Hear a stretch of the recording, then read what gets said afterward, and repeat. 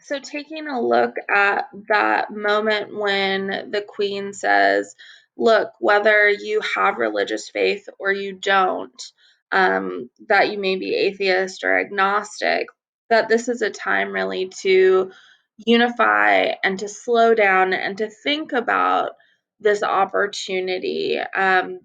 So I think she's really sort of suggesting like we can find positives or benefits from how our life has changed. Um,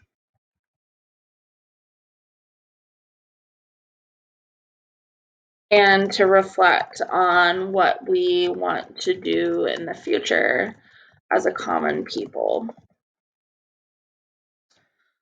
All right, let's go to the end of the speech. It reminds me of the very first broadcast I made in 1940, helped by my sister. We as children spoke from here at Windsor to children who had been evacuated from their homes and sent away for their own safety. Today, once again, many will feel a painful sense of separation from their loved ones, but now as then, we know, deep down, that it is the right thing to do. So here she tells this anecdote of her very first speech.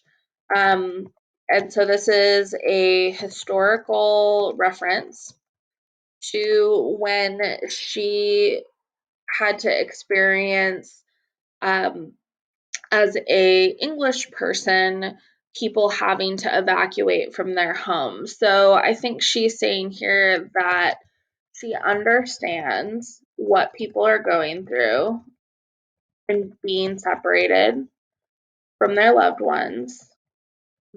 But she's also saying that people have been through this kind of challenge before and that they have overcome it. And again, she reiterates that staying home is the right thing to do. And she's very simple and strong in this message. She doesn't elaborate a lot. She just has this kind of one clear point. All right. While we have faced challenges before, this one is different. This time we join with all nations across the globe in a common endeavor, using the great advances of science and our instinctive compassion to heal. We will succeed, and that success will belong to every one of us.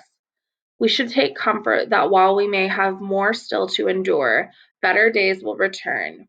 We will be with our friends again. We will be with our families again. We will meet again. But for now, I send my thanks and warmest good wishes to you all. So she really ends this speech with saying, like, hey, even though I've been through a historical moment that's similar to this, COVID-19 or global pandemic is something new for pretty much everyone that's living. Um, but she recognizes the uniqueness of the situation and says that what's interesting about it is that it's a global problem and therefore allows us to unite as a common humanity in combating this problem.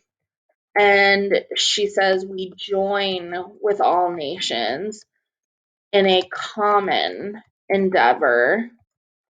And she really focuses on advances of science and compassion, right? So she says we need our scientists, we need to listen to them, and we also need to find compassion for each other. And then she stresses the idea that we will succeed. So she has complete confidence that people will do the right thing, right? And that we can all own our success.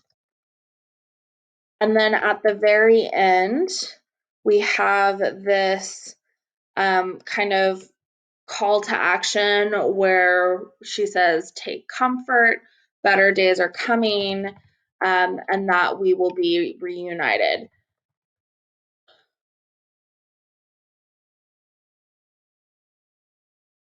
And I'd really look at the syntax here.